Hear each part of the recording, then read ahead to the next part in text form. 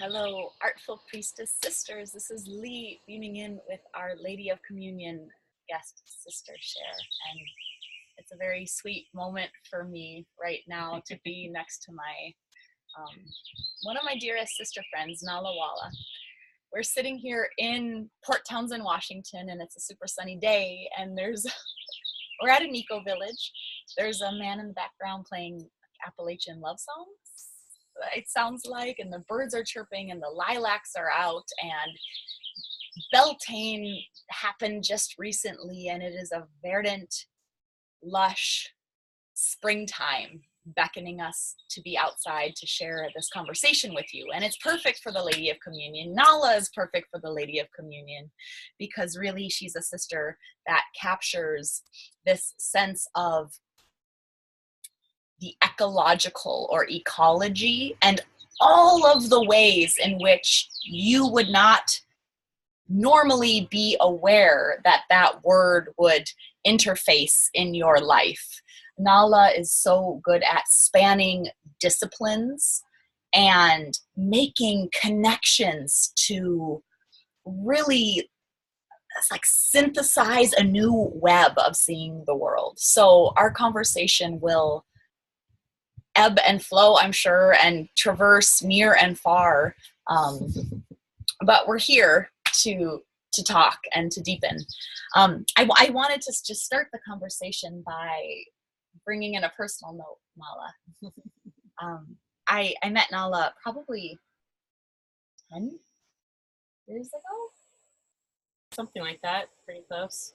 Pretty close to that. Yeah. And I've matured a lot in those last 10 years, and I arrived at the doorstep of her off-the-grid homestead with a dear friend of mine. I had driven across the country, and I have always danced, and I've always been called and interested in permaculture or alternative ways of relating to landscape and designing landscape to promote healthy, regenerative cultures, humans and plants and soils and animals. And so I arrived into Port Townsend, and I was Googling 10 years ago, like dance, somatics, embodiment, and permaculture. And Nala's website popped up. So I called her, she invited me out for dinner, brought a bag of chocolate covered almonds because that's what I heard she liked. And we've had a very rich friendship, sistership. Nala has mothered me at times, mentorship, and love and hate. There's been some, all of the flavors of sisterhood within our 10-year relationship here. We got a decade on us, so and we're still sitting together, which is a good thing. So that being said, Nala lives on a beautiful 5-acre off-the-grid homestead out on an island right off of the Port Townsend coast, and she has built her homes from natural materials at a pace in which her and her partner could afford, and gardens, solar panels over a long period of time. Nala has been a community activist. There's always been people coming in to live in her community, and she's also been a key player within our larger community for seeding visionary ideas and speaking messages to the people that you wouldn't necessarily want to look at or listen to, but that are important in of our time. So I love you. What an introduction. What an introduction. Well, I love you. And so I think I wanted, just so everyone can start to get to know you more, Nala, I wanted to start just with the question of like, can you describe a little bit to us how you've lived your life and the active learning you continue to court that brings you to the next understanding and then the next, and what's been important to you and how has it shaped who you are as a woman? Okay, great question.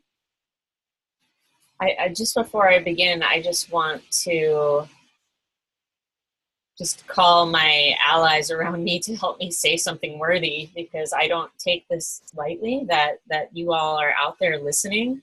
I think it's a miracle of our times to be able to when I was a young woman, there was no such thing as the internet when I went to college, for example. So things have changed rapidly, and I just want to call whatever benevolent allies are witnessing us right now to help us say the things that need to be said, and let those be said in service of healing culture, creating new culture, a vibrant new culture, something that so many of us feel a lack of right now. And we want to be filled with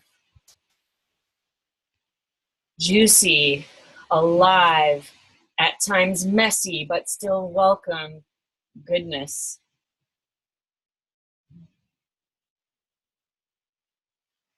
Please help me say something worthy. So I was thinking about this question that you asked of what are the guiding principles of my life, for example. And I've always felt that I had a strong like inner compass, or I've called it my intuition. And if I was ever getting too far off of my path, there would be red flags starting to come up, and ignore them at your peril. I have ignored them at times, but then, I've noticed, well, I'm straying too far from my intuition. I need to, stay with that ethical and moral guidance, But I always was calling it mine. I was always calling it my intuition, and probably many of you call it your intuition as well. And recently I've been discovering that hearing that voice that seems to be coming from inside my bones is a voice that's actually generated by eons of collective wisdom that has accumulated in my body, and it's an ancestral wisdom. So it's almost as if my ancestors are saying, no, go a little bit that way, come a little bit back this way. And again, I can listen or not listen sometimes, but I felt I felt a lot of remorse in many ways that I've claimed that as mine. It really isn't mine. It's my ancestors speaking to me. It's not an solely interior phenomenon. I think that's what I wanted. The crux of it is there's this temptation in society, or modern Western society anyways, to think of everything we experience as our own inner process that we project on the world. And this is a James Hillman idea, who was a student of Carl Jung, that we've taken the concept of psyche and made it into an interior phenomenon, rather than psyche is all around us and we're part of psyche. We psychologize everything. So it's kind of what I was doing. I was like psychologizing the voices of my ancestors. And I just need to apologize. It's an awakening that's happening for me, that I'm starting to feel family around me, and family in those voices, that here they all are. It's like the thousand eyes behind my eyes, whispering me, they're rooting for me, pushing me in the right direction. So yeah, that's a long-winded meandering around your question, but yeah, that's definitely my ancestors are shaping my life in a huge way right now. Well, what you just described to me, one, I felt it bring me back into my larger body. Right. Like I feel more width in my perception, right, even just sitting here. Right. So that was a piece of magic, yeah, that your words invited open. And also it brought me back to the word ecology, or ecological, or of the earth, or a natural being, because in many of our conversations, we've explored landscapes of the soma, the somatics, the body as your primary earth. Mm-hmm. And how can you relate to your primary earth and then have that be an extension into other earths, other earthly beings, and the ecology around us, you know, the earth. But all of a sudden bringing in the ancestors, and that it's like the thread in the tapestry that brings it all together, where you can't say we have a body and then we have an earth, and it's like you've just brought it in. Right. Yeah, we're connected to earth via our own bones, and our bones are always traditionally associated with the ancestors. I'm also a nutritionist, and so just nutritionally speaking, that is so true as well, that your mother is building your skeleton out of minerals that exist in the earth at that time, and she's eating food, and you are getting built as a fetus, you know. And so you see in the nutritional spectrum, people with accumulating nutritional deficiencies over the generations as our soils have been depleting, and as there have been all types of cultural and social turmoil, like war and genocide and the Middle Passage, and people coming over in boats from the old world to America. In our case, we're sitting here in the United States. So you see the record of those famines in our bones. And of course, that is all being brought to light by the new, quote, new science of epigenetics, where you see the record of the historical record of what happened to our ancestors in our bones and in our DNA. It's visible there. So yeah, that bringing the awareness of our ancestral connection back into our relationship with Earth it's almost like a missing piece. I think I've heard Ayana Young, maybe you all have listened to that podcast as well, For the Wild. It's a little I love For the Wild podcast. But she talks about this desire to open up our sense of kinship with plants and animals. But often what gets skipped over is our own ancestors. That is our relationship with plants and animals. They literally are our grandmothers and grandfathers. If you travel back far enough, you know, like a lot of tribal cultures identify with a clan totem. Say we're raven people, or we're deer people, we're wolf people, and it's actually true. So we don't want to skip over that, even though there's a temptation to, because there's so much pain in our recent history. You know, our recent departed, beloved loved ones, didn't always die in a fully encircled, reverent, prayerful way, you know. And to start to look into those issues is work that is past due, and the bill is coming due, and so people are starting to do that. And so many things are opening up. As you said, feeling aware of a much larger story that we're a part of. So it's a real privilege to be able to sit here and talk about this work, spread the word about that work, and to do that work because my recent ancestors, did they have time to sit and have a conversation or go to a self-help group or even go to a psychologist, or, all these things didn't even exist for people who were like running from famines and running from wars and surviving the Great Depression. And this is we're so lucky to be able to slow down long enough to take a good look at this.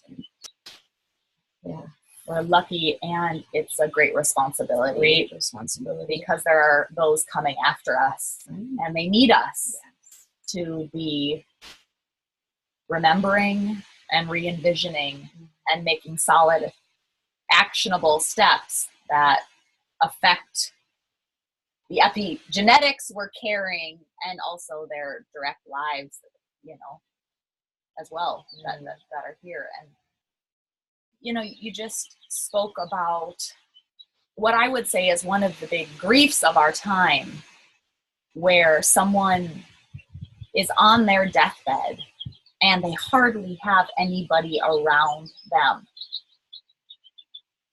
Nonetheless, at the moment of their death, but surrounding the moments of that passage, the months, the celebrations, the goodbyes, the food, the community, the storytelling, the weaving, the generations together. We both have deceased mothers, and that's a wound that we hold and steward. So I want to take that thread of grief and despair and not knowing at all what the point of anything is. I want to take that kind of all the way back. And I'd love for you to describe a little bit of how you felt in your body as a younger woman, and your quest in a sailboat. Oh. And then your journey of arriving to land. Oh, yeah. Yeah. Well, as a young woman, I had a lot of concern about what was happening in the world. Once I left the city and fell in love with some rivers and some forests up in Vermont and New Hampshire, after being raised in the city, I didn't even know that existed.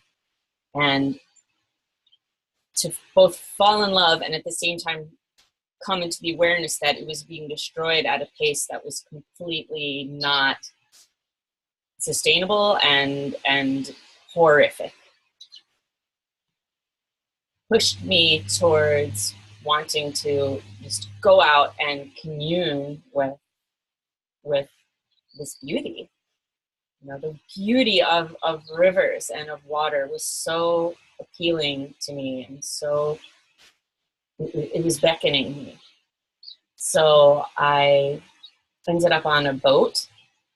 I basically sold everything I owned. I had just recently graduated from college and was like starting to get into grad school. And after, being in one too many laboratories testing water like this and under fluorescent lights, I was like, I didn't mind when I fell in love with water. So I found myself on a boat, getting rid of my computer, saying, this is not the world I want to go towards. I'd like to live without money. I'd like to learn what it's like to just be self-sufficient. That sustainability was not a word that was in use yet. It was called like self-sufficiency movement, which has its own, connotations there. It's like the rugged individualist, like I'm just going to take care of myself, as if that's possible for a social animal, right? Nonetheless, shoved off on this boat to go up to Alaska, and it was a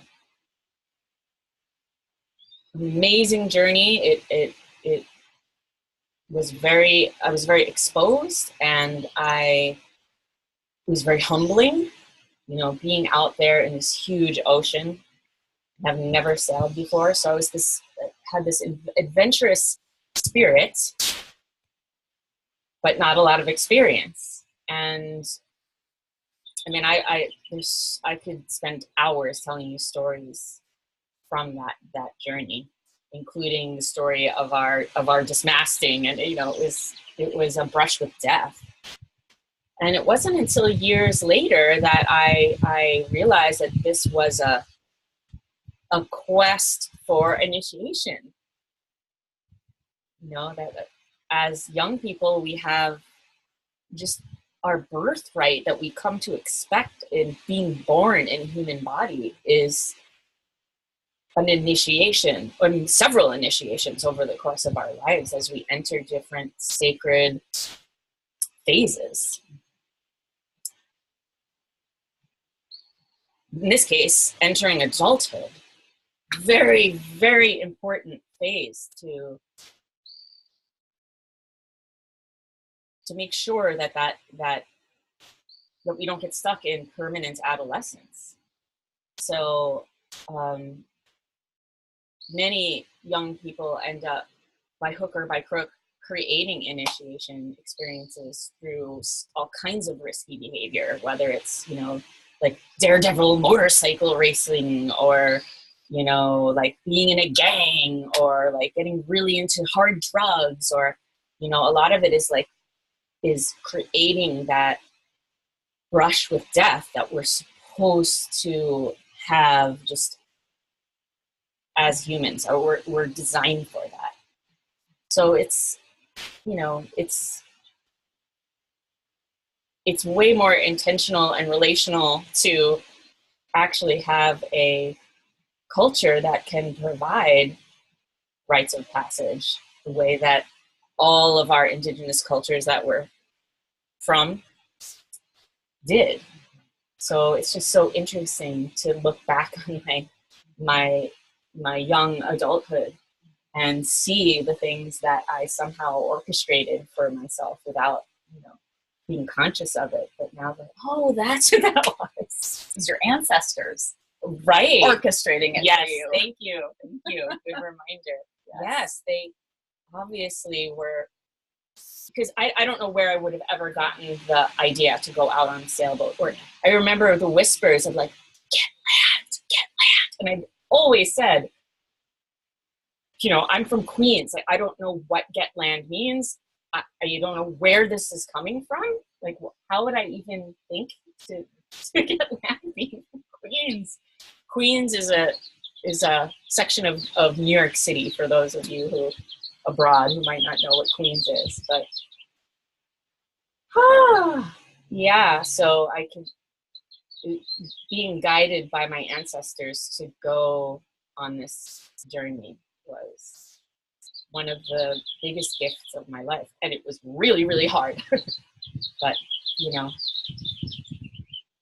very worth it. What is it like? So you just brought us to like your early adulthood. And I'd say that's where I think I met you. I mean, that was maybe, there was a period of adulthood before I met you as a friend. But I met you as an adult, but early adulthood, I would say. So, and even from there, I love you because you reflect a part of me that I love, and but I love us. I love us. And what I've seen us both choose is a path that's not ordinary, and that we're continuing to dive very deep into our edges, or that which is our disease or weakness or heartache or wound. There's so much self-education. What has it been like for you to be a woman in this world right now and always be choosing the thing that wasn't easy, or the thing that wasn't the normal choice? Be a woman, get married, have children at a young age, get a house, work a 9 to 5. Not that that is bad. That might be a life that, but it's just like so all encompassing, that pressure and that voice. Yeah. So what is it like there's so many different lives of women who are in this temple. Everyone has such a different life, and we're all seeking, and we're all devoted to becoming. And so what has it been like for you to be devoted to your becoming? The first word that comes to mind is lonely. You know, and at times that loneliness has been just catastrophic loneliness. Um,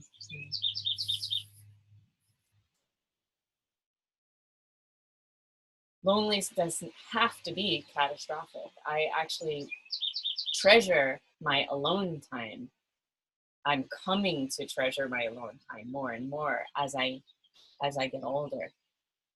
But again, I had those voices of my ancestors that if I was, well, I'm just gonna get a regular job and just forget all this pathfinding, forget all this trailblazing. You know, I would veer off and try to do something that was like a little bit more mainstream.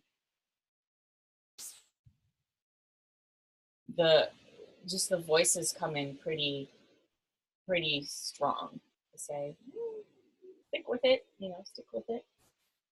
So I feel really grateful for those. But on the other hand, it does take a certain tolerance to feeling like a black sheep. And I'm sure many of you can relate to that. If you're going to be changing the culture, that you're going to raise some eyebrows, and you're going to be the one who sticks their neck out. And we all do this in little ways. And we are wounded by those experiences when we're attacked or we're shamed or laughed at, for our vision. But really, holding true has been so difficult, but so worthwhile to do.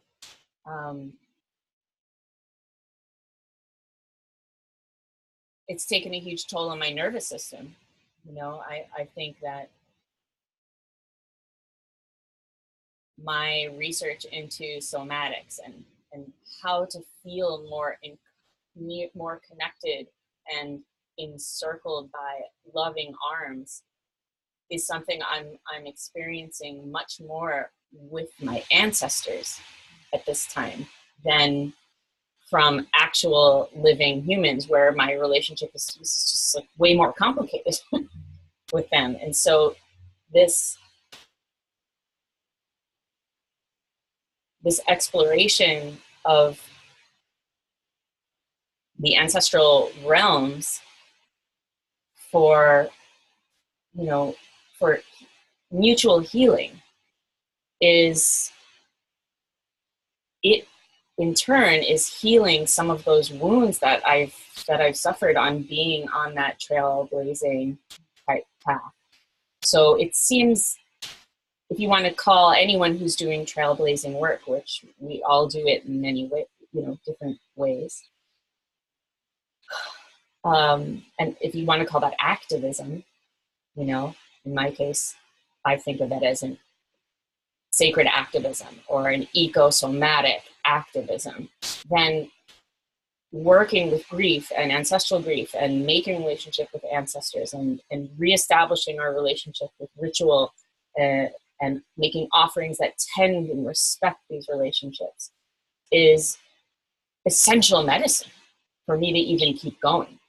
I mean, I'm in my mid-40s at this point, and my ability to just like jam on the gas, and muscle through things. I burned out my adrenals like years ago. So I have to figure out a new way of tapping in and actually getting, letting the ancestral realm, as my teacher says, do the heavy lifting, that I can call it in and invite it, create the invitation. But the ancestors have a lot more leverage points than we do from where they're sitting. So asking for some help, is kind of helping my own nervous system get a moment to recharge. And if I aspire to, this is my basic summary of my work at this time is that I'm preparing to be an elder. I'm kind of starting to pass out of the mother phase into the crone phase, and kind of on that cusp of perimenopause. And wow, I would like to be an elder and hold that position at some point. And I need to physically make it there first. And if I can't just like ram through with my outraged rah. So, that's important, an important part of myself. But I feel like I have in my younger years relied on the energy behind outrage, which is vital force. Great to have that. And has to be balanced by by the humbling knowledge that our time here is short. And I mean, that is not a wholly accurate characterization, because I've had lots of play and recharge and time in nature, just soaking in, drinking in the sea air, and I've rolled with you on the sand in amazing dances. So You've rolled in the seaweed. Yeah. Rolling in seaweed and clay. And Yes. I just did that the other day, by the way. Oh, yeah. On the day of my mother's death. And it was so hot, uncharacteristically hot and sunny. Perfect day to just slather ourselves in clay and bathe in the seaweed and honor my mom. Yeah. That has me want to hear what comes out of your mouth when it's like, what is ecosomatics? Mm-hmm. How could it be applicable to a sister that wants to feel herself more, be in her body, feel the wildness of her essence, connect with nature? What is ecosomatics, and how is it applicable to women right now? Well, I mean, the simplest way of saying what is ecosomatics is there is no somatics that isn't ecosomatics. So it's more just like trying to draw attention to something that isn't explicit in the word.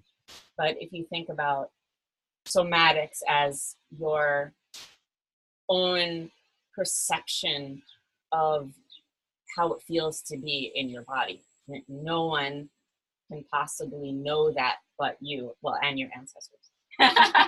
But and no one on this plane knows what it's like to be inside your flesh. So that is an amazing privilege to be in a body, and also such a responsibility, because you can no longer turn the power of how one heals oneself to some kind of an expert, or like a doctor, or some type of someone who's going to heal you. So somatics is basically going, well, you have to be intimately involved in your sensation for anything for healing to happen. And then the eco part, eco is the root of ecology and economics, right? There is no, I once saw this book entitled Economics. It's like, it's already in the word, but we're so blind to the fact that eco is in the word economics. Oh my gosh. Yeah. So eco is from the Greek word oikos, which means home. So our body is our home, our primary home. And economics actually means something like accounting, like counting, taking measure of your home. So the way that we currently practice economics in the world is not taking our home into account. I mean, it's completely an anathema to the very word that it claims as its own. Similar to what is happening on the political spectrum, where people are calling themselves conservative, and they're taking unbelievable risks with the inheritance that is everyone's, including animals and plants and people, risking all of that. Nothing conservative. There's nothing conservative about it. Yeah, you know. So ecosomatics is just a way of drawing attention to say there's not a clear and hard boundary between our self and the larger self of the world. It's like the nested holons. We're each whole unto ourselves, but then we're embedded in these larger, it's more of a holotropic view. So I'm just trying to remind us by using that word that if we are feeling grief, that it's not only as mainstream psychology would have you think that, well, what happened with your mother? What happened when you were growing up? It's a lot of things are are often blamed on our mothers, you know, and well, maybe it's because our childhood tree that we climbed in was recently cut down to, you know, put up a megamart. You know, that the idea that we could actually feel that in our own bodies is not recognized by mainstream psychology. It's sad. So ecosomatics is a way of working with our own bodies that invites in the languages of so many other creatures and elements. Yeah, you could riff on that for quite a while, I'm sure. As we do for fun. Yeah, exactly. But then how would you weave in like ecological nutrition and kind of reframing our relationship to nutrition? What do you have to say about that? Okay. Yeah. This is so fascinating because you've probably heard a lot in recent days about our gut ecology. The microbiome, right, is very newsworthy these days. And if you think about the inside of your gut as the soil where all these little microbes live, you know, bacteria and fungus, and when the soil gets thin, so if your gut isn't nourished, there's not a whole lot of like that good slippery stuff that's lining the inside of your gut, and so there's nowhere for our beneficial flora and fauna to like latch on. And so when you see the thinning of our inner soil mirrored in the larger landscape where our soils are being destroyed at a pace, again, as before, is totally unsustainable and horrific. So necessarily to restore our guts, we have to restore the soils of the world. Both of those skins like rise in tandem. So to understand, okay, well, what should I eat? Which is a very confusing question for modern urban people and suburban people. Anyone who's getting our food from a supermarket, we don't have intact cultural traditions around eating. We don't have ceremony hardly around eating. It becomes this confusion. what should we eat? So to say, well, this is has the right amount of protein, and this has the right, it can get really, really cerebral, overly brainy, thinking it out too much. Is the way this plant or animal was raised, did that actually increase the diversity and the organic level, the carbon level in the soil? Did the raising of this food benefit or take away from the soil? That's how you know what to eat. And a really good guidance on knowing what to eat is, what did your ancestors eat? And I'm not necessarily talking about just get your blood type, and I'm more talking about researching the food ways of your ancestors. So several generations back, before large scale industrialization, and say, well, what did they eat? And that's a really good place to start. So this is how I call it ancestral nutrition. So you can get an idea, get some recipes, that your great grandma like handed down to your mom. And a lot of times it's I have Eastern European heritage, and they like a lot of those people fried stuff in animal fat. That's where the fat came from, and butter. But there wasn't coconut oil, so then there arises grief, because it's like, well, I can't just go to the store and get tallow or lard. Why not? Interesting question. And then you start the industrialization of our food systems and slavery, and oh my goodness, but to start to, you could pick that one project of, I'm going to figure out how to render some lard, and that could take you on a huge healing journey, and it'd be an unbelievable offering to your ancestors, to offer a little dish of your home rendered tallow to them and say, I'm listening. Yes.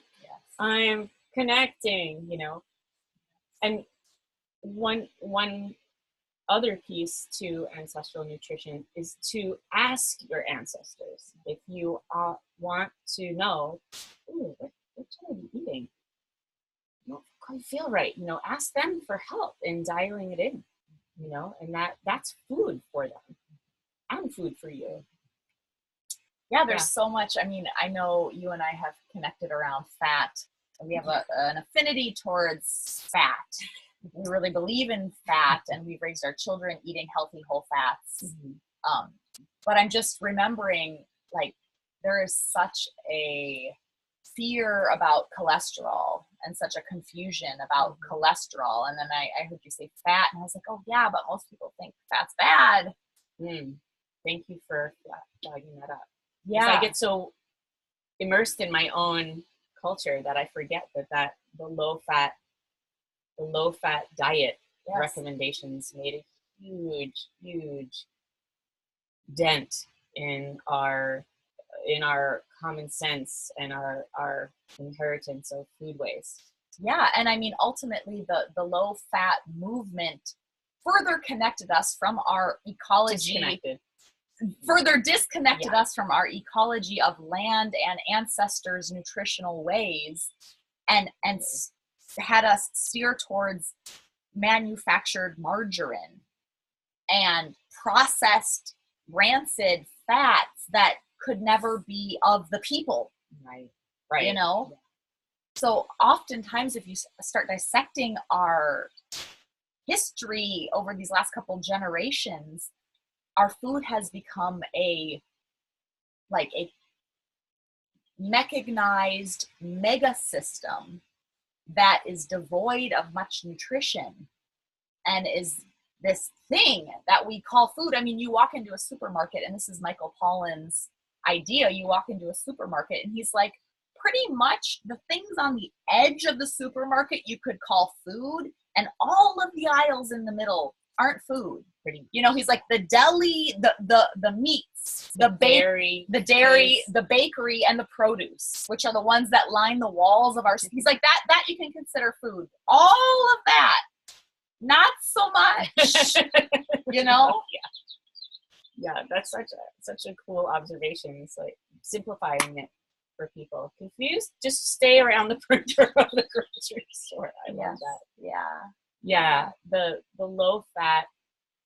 I've read several books on the history of how fats were demonized, and it was a very intentional smear campaign to, you know, even today the word lard is you know, he's a lard ass, you know, those type of comments are meant to be, you know, detrimental. And whereas lard is one of the healthiest things you could possibly be eating if it's from an animal that was raised in an ethical way, where they're pastured, they're doing their natural behaviors. Basically, the animal is pretty happy and satisfied and doing their birthright activities, you know. And any animal that is raised in that type of way is going to be good for you, including the fat, the saturated fat. Saturated fat is stable at high heat. I've learned that liquid oils, the oils that are in a liquid state at room temperature, they are very unstable. They oxidize very rapidly. And so by the time you're putting them in your food, they're already rancid. And then you heat them up and further damage the fats. Flax oil, soy oil, safflower oil, sunflower oil, avocado oil, you know, all the oils that you even see in the organic co-ops. Yes. Oil, if you're going to have, say, flax oil, it has to be very freshly pressed. And you drizzle it on your salad or your food after it's cooked. You never heat it up and put it in the pan. I don't even cook in olive oil. Olive oil has some mono unsaturated, so you know, if you put olive oil in the refrigerator, it starts to get solid. Whereas if you put soy oil, it will never get solid because it's completely unsaturated. Called polyunsaturated, which means that it has all these open bonds that are just waiting to oxidize or waiting to accept oxygen because they want to stabilize. Saturated fat don't have that problem. You can set it on the counter, a jar of lard, for months, and it won't go rancid. Eventually it will go rancid, but you have quite a while, you know, and then you can heat it up. It is safe to cook with. And your brain is made of saturated fat. You need saturated fat. So this smear campaign, you have to look at who benefits. When you hear some type of thing that's considered a nutritional fact, you go, well, who would benefit from us believing that this is a fact? Large-scale mechanized agriculture that's producing so many soybeans. No, this amount of soybeans was never, ever heard of on the face of the earth, you know, or safflower. You know, that was never a traditional oil that anyone used. And so they have some weird process for extracting the oil because they can make a lot of money off these monocrops, which are destroying soil, and then selling it to us as a health food in a plastic, those crinkly plastic bottles, which are leaching right into the oil. So if you have the good fortune to be around any stores that sell, there's a few companies now that are starting to sell lard and tallow in nice glass jars, at least around here they are. Or you can get it straight from a farmer and do your own. That's the best of all. But definitely support those companies instead of grabbing a bottle of, what are there's some oils that I've seen marketed as high temperature, like high smoke point. Sesame oil. They market that as high temperature. I think so. Sesame oil, coconut oil. Coconut oil is safe, which it is. Yeah. So, yeah, not exactly an ancestral food in my case. For our peoples. But it is widely available for whatever reason right now. So, yeah, coconut oil is much better. And butter. Butter is a really good, ghee or butter if you're, but ghee is if you're, lactose intolerant. Yes. But, well, don't get me started. I know. Because I have a lot to say about lactose intolerance and also gluten intolerance and all that stuff. I know. So I guess that's another interview. Okay. That's another one entirely. We'll do the gluten-free version next week. Right. What do you, I'm curious, I haven't heard you share in a while. The clients that come to work with you, what are the challenges that women are working with right now, health-wise? And what's the breaking point? When do they start asking for help? Why do they come and see you? Right. Yeah. Well, the people that I've worked with have generally fallen into two categories. I think we've talked about this before. One is people who are eating the standard American diet, which is SAD, S-A-D. And they have incredible health challenges. Their cholesterol is through the roof. Cholesterol is completely not associated with fat intake. If anything, it's associated with too little fat intake, having your cholesterol high. What is the standard American diet? Just for people who don't know what that means. A lot of processed food. What is processed food? Processed is highly refined flours, has full of corn syrup. In this country, they don't even hardly use sugar anymore. It's all corn syrup, high fructose corn syrup. I don't know what that's called in Europe, or if they even have that in foods in Europe. But it is an unbelievably damaging food. It's a poison, really. It shouldn't even be allowed to be labeled as food. So Michael Pollan has some amazing statistics about, if you look at the standard American diet, calorie for calorie, something like 60% of all calories intaken in the American diet comes from corn syrup. Oh, corn syrup? Not only just corn? It's either corn or straight up corn syrup. Either one is frightening. It might be corn, because there's so many ways that they Frankenstein corn into these products that, and then they're labeling it as corn. When you fractionate something into these minuscule bits and then Frankenstein it back together, this shouldn't really be called food. So just white flour, white sugar, or in this case, high fructose corn syrup, meats that are raised in horrific conditions, full of pesticides, hormones. All of these products are really toxic to the body, and most people even the vegetables are they're heavily sprayed with pesticides and probably trucked in from hundreds of miles away and pretty much dead by the time they get there. Hopefully people are starting to understand eating seasonally and eating local. And I know those food movements are just growing by leaps and bounds, but standard American diet has been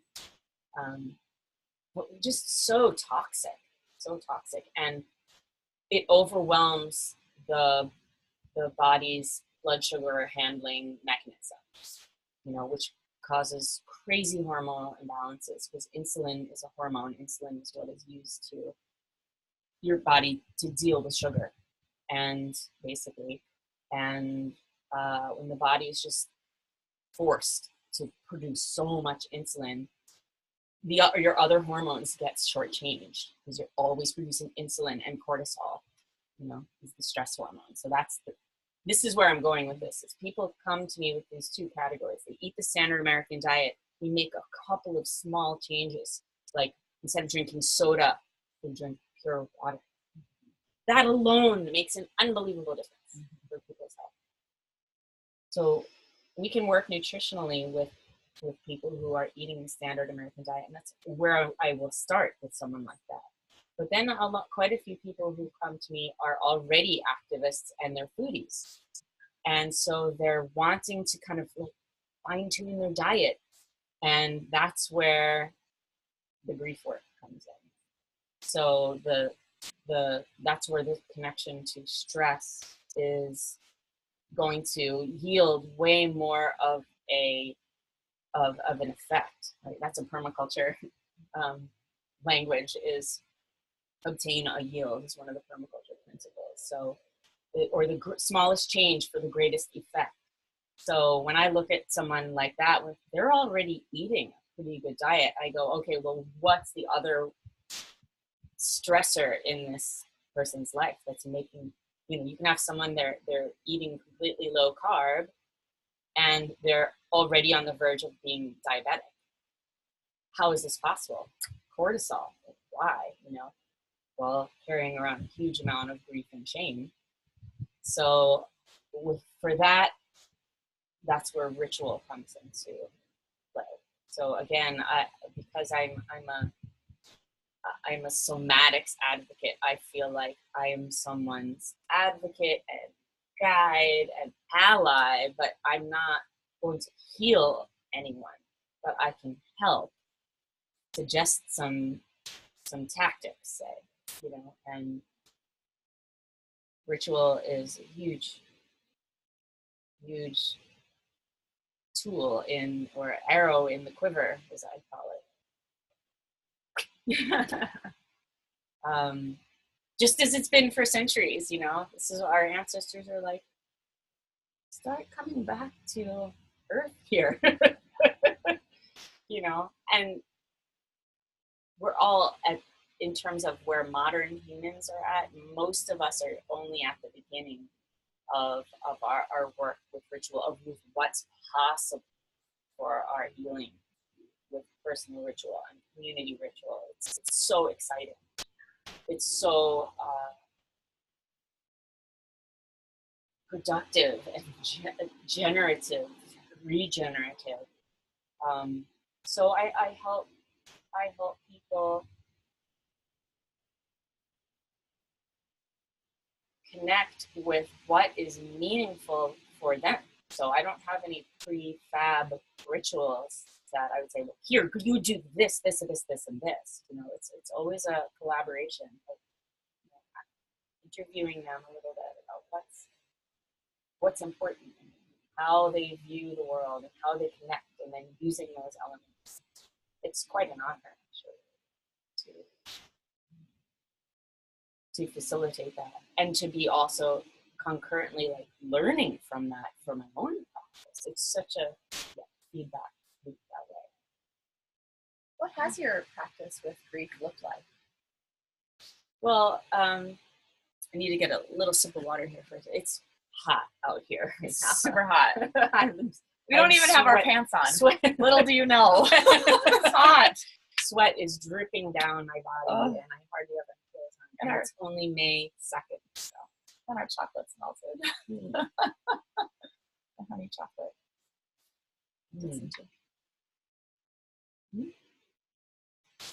Okay, so the question was, can you say it again? Well, grief work is starting for us who live in alternative towns to be a coined term that is finding some popularity. Like, we go to grief ceremonies. Mm-hmm. You focalize grief ceremonies. Mm-hmm. But for a lot of people, I don't think that they even know what grief work or a grief ceremony might be. So can you describe some of the textures of what that looks like, just as a place or practice? And but then also, what have you found as you've been able to open up your expressions of grief? And I ask from the lens that my experience as a woman and many other women's stories that I hear, the channel of wailing and grieving and those hard feelings that might look funny in our bodies or be, it's like that channel is repressed because Yes. it's not pretty and nice and proper and Right. yeah. So can you describe It's what? not cute. It is not cute. Grief work is not cute. Yes. Yes. And you know, we're so, our culture breeds competition between women who can look better, be better, this, you know, and so it's even dismantling culture to grieve with another woman, you know. Yeah. Whew. Well, I think I might want to start by simply talking about grief, which I like to use grief in the sense of a verb. You know, that it's a skill, learning how to grieve, learning the art of grieving. You know, it's almost like a muscle that has atrophied, that it's one of the basic agreements that we make when we come into this world is, okay, you're going to get a body with all those, I get to, can't do this when you're dead. At least I don't think so. But it also means that you're here and your heart is open and it will be broken over and over again. And so how we hold a broken heart, do we close down and crust over and get armored? Or do we learn the art of grieving, where those cracks actually become a place where the light gets in, as we love to sing. Oh my gosh, what's the song? So ring the bells that still can ring, Ring the bells that still can ring. But forget your perfect offering. Forget your perfect offering. There is a lot. Sorry, there is a crack in everything. There is a crack in everything. That's how. That's how. That's how. That's how. That's how the light gets in. That's how. That's how. That's how. That's how. That's how the light gets in. So ring the bells that still can ring. So ring the bells that still can ring. Forget your perfect offering. Forget your perfect offering. There is a crack in everything. There is a crack in everything. That's how. That's how. That's how. That's how. That's how the light gets in. That's how. That's how. That's how. That's how. That's how the light gets in. I kind of got the harmony. We've been working on that. Okay. Leonard Cohen wrote that line, by the way. I'm not sure where the melody came from. Yeah. Yeah. So this idea that this is a muscle that we're born with, but we don't get the opportunity to work it. You know, to basically turn. It's like that old saying, when you get lemons, you make lemonade. You know, that's a skill. To just not become bitter and you know, not to just have this emptiness that is constantly being invited by the consumer culture to fill with stuff and toxic food and toxic media and to realize that there's not a single person on this earth that's going to come here and never have some type of tragedy or loss. You know, Francis Weller, who is a lovely, lovely man and teacher, he has one of his 5 gates of grief would be, everything you love, you will lose. Either your beloveds will die, or you will die and lose everything that you love that's material anyway. We don't get to keep anything. Woo! You know? And yet, there's 5 different gates of deep grief that he speaks of. And that's the only one grief that our society even comes close to acknowledging as legitimate. And even then, you're supposed to keep a stiff upper lip at a funeral and put on the dark sunglasses and don't let the mascara run. You know, Totally. mascara. Wow. Yeah. So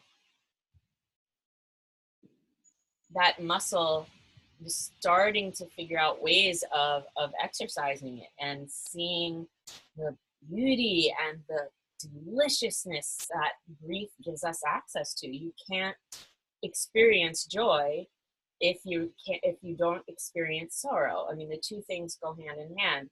And if you want to compress your experience of grief into this little tiny box, well, now you just compressed your joy, and then you live like this in this, you know, if this is the line, you're not wanting to experience the joys and the sorrows, so you just stay safe in this little flat line, which I think that's a Martine Frechtel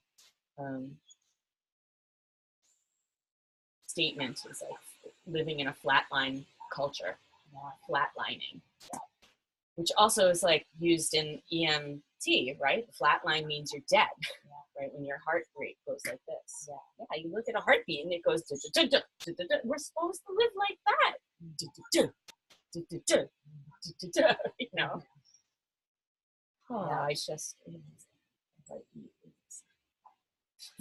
thank you for that, ancestors. It's mine. I thought of it. No. Thank you, ancestors.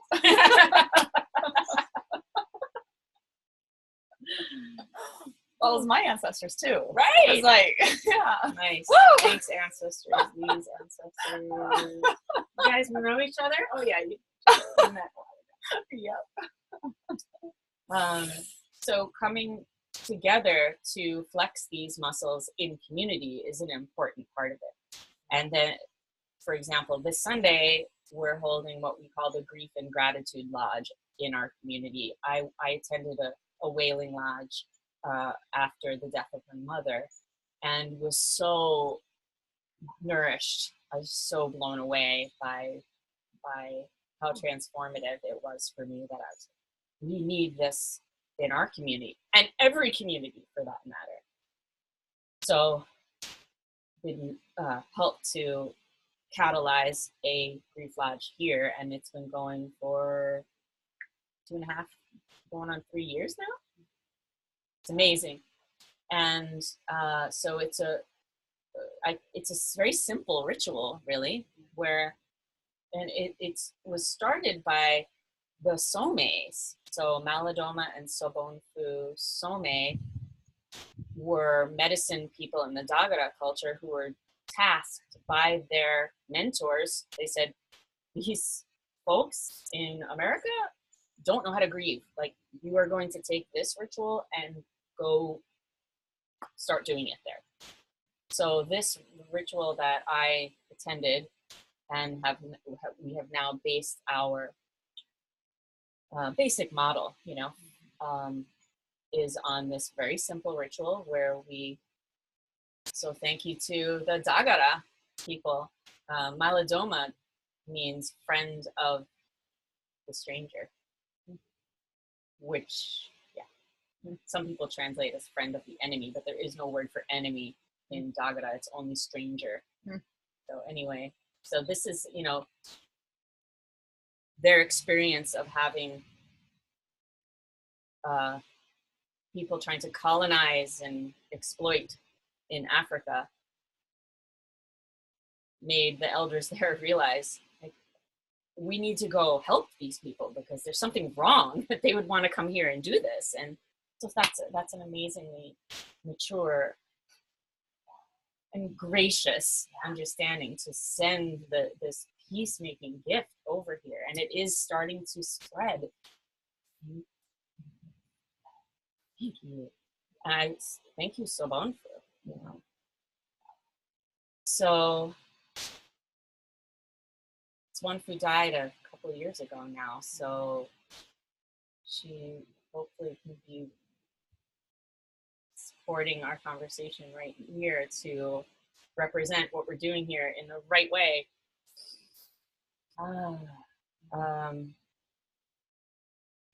we gather, we pass the talking stick. We do this in 6 hours on Sunday, but it could be over the course of several days, even better, right?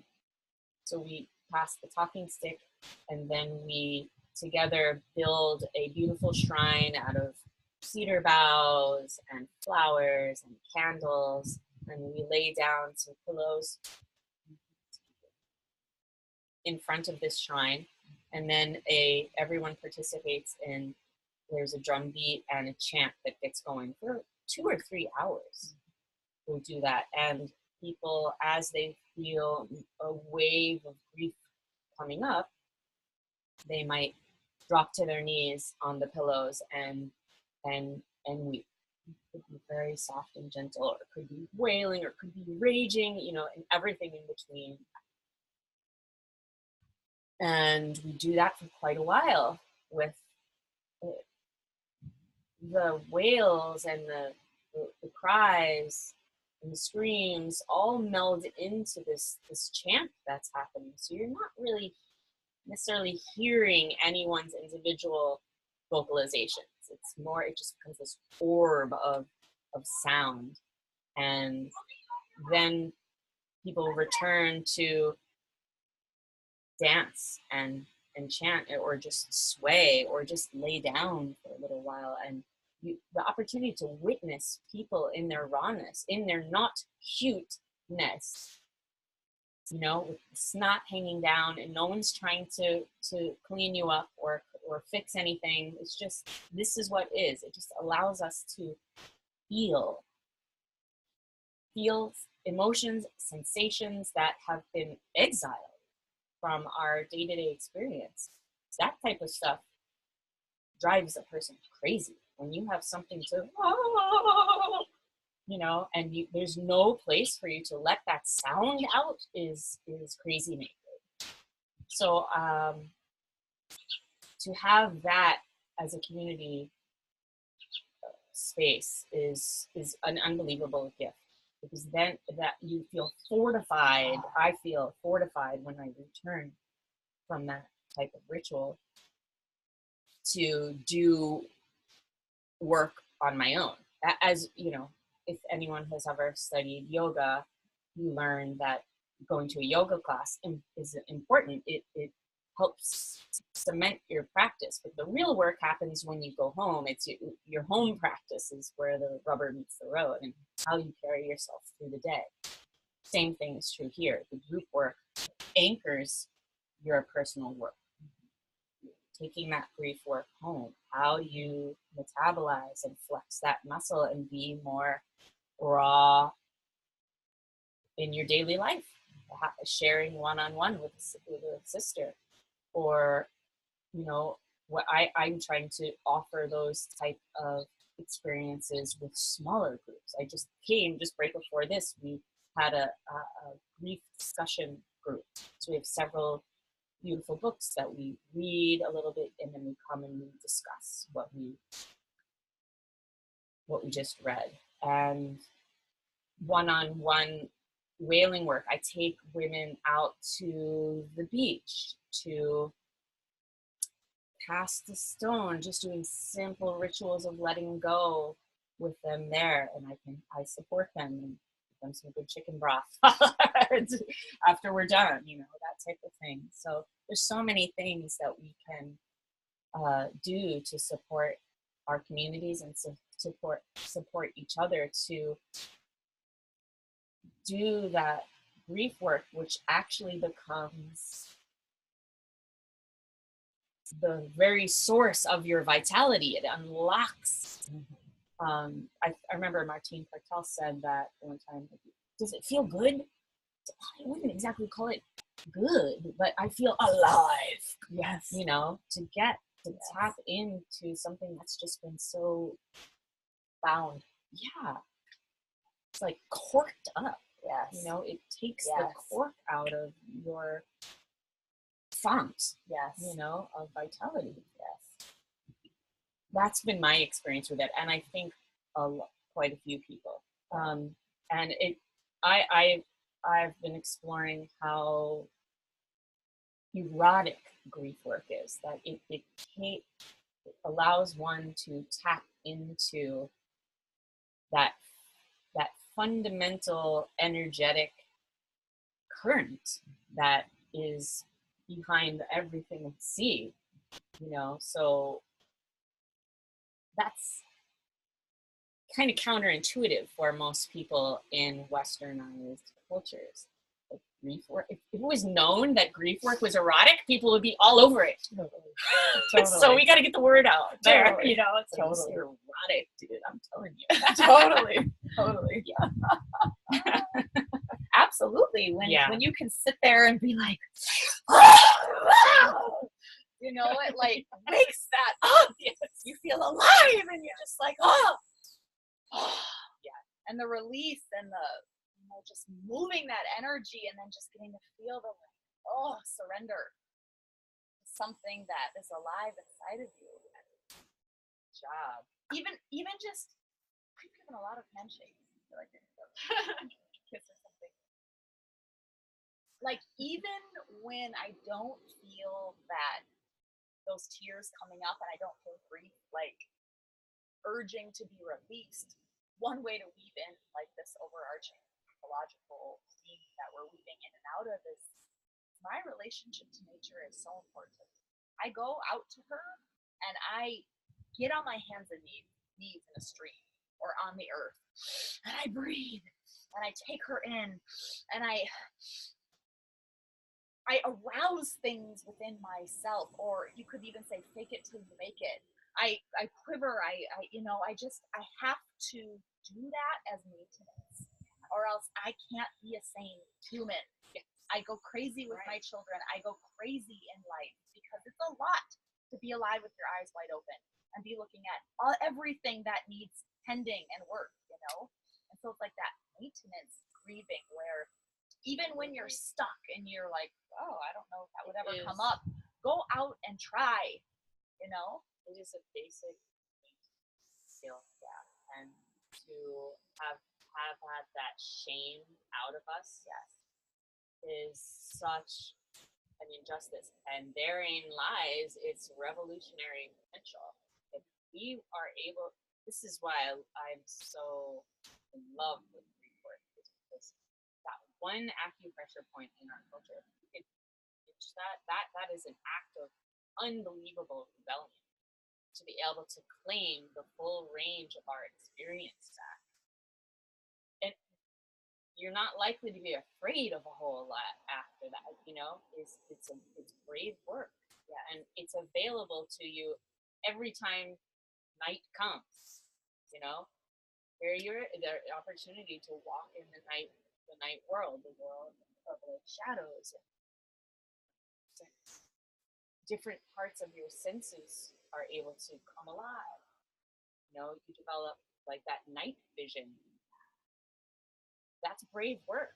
And it doesn't mean that you have to like go rappelling off a cliff to, or like some of these extreme sports, which, hey, more power to you if you want to do that. But it also is available, that type of really brave work. Like as soon as things get quiet at night and have a moment to check in, some adventuring to be done in those realms. And it will start to transform everyone around you, your entire culture, your entire town. Really good stuff. And what, at this point, there's so much dysfunction in our culture. Culture, I think I use the word culture without correcting myself, because it's a pseudo culture. That's what Stephen Jenkins calls pseudo culture. It is a nutritionist language for it might be dysbiosis, which is what you call when your gut flora gets off and it's not working, it's disease causing. It's called dysbiosis. So that's more what we live in, is a dysbiosis. Yeah. pathological dysbiosis. Yes. So I, of course, Walla calls it the overculture, the dominant culture. But there's all these subcultures that are flourishing, and growing. So this is Greek work and ancestor work, ancestral nutrition. This stuff is feeding it on these basic levels, feeding this rebellion revolution. So much for feeding revolution, Nala Walla. Oh, honoring you. Thank you. Loving you. I'm so honored to be having this conversation with you. It's such a culmination of what we've been working toward. Thank you for thinking, interviewing, following through with it. And for making relationship with all of you people, building a network. I'm feeling like it's hot. I don't even know if our video looks good because the sun's at a bad angle. Yeah. And I'm like, my computer's breathing like a hot, sweaty dog. It is. So I did want to invite us to a close. I don't know if there's anything, like if you wanted, if there's anything urgent Yeah, say, or anything urgent as we're broadcasting your voice and your ancestors' voice.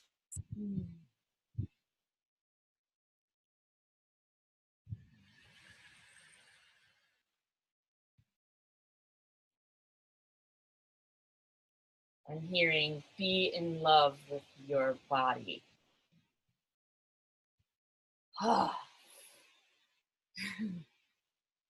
Especially my belly, my little soft belly.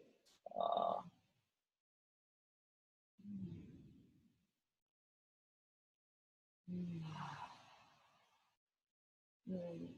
Thank you, Ben. Thank you. Love you. Love you too.